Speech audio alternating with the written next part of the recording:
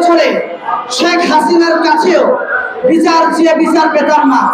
স্মারকলিপির পর স্মারকলিপি, তদন্ত কমিটির উপর তদন্ত কমিটি হতো, কিন্তু দিন শেষে আমরা কোনো বিচার পেতাম না। ইস্যুর পর ইস্যু আসতো, একটা ইস্যু আসলে আর কে ইস্যু চাপা পড়ে যেত।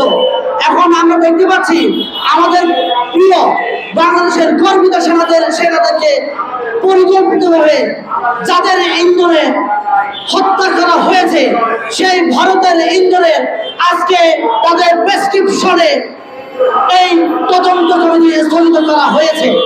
আমরা চাই আমাদের বাংলাদেশে যে সমস্ত সেনা কর্মকর্তাদেরকে কর্মকর্তাদেরকে নৃশংসভাবে হত্যা করা হয়েছে এবং যাদেরকে অন্যায়ভাবে আজকে জেলখানায় জেলবন্দি রেখেছে, আমরা তাদের প্রত্যেককে মুক্তি চাই।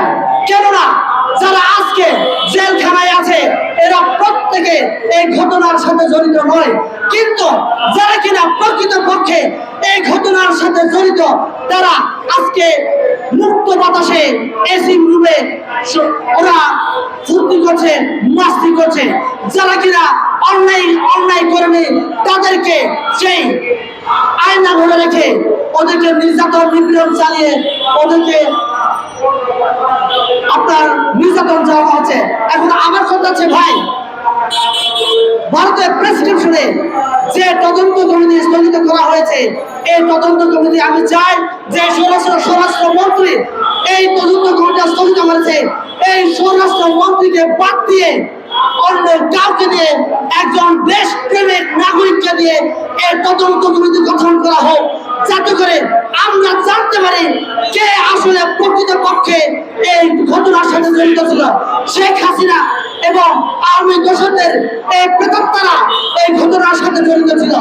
আমরা স্পষ্টভাবে জানিয়ে দিতে চাই, ভারত সুস্পষ্টভাবে এই হত্যার সাথে জড়িত।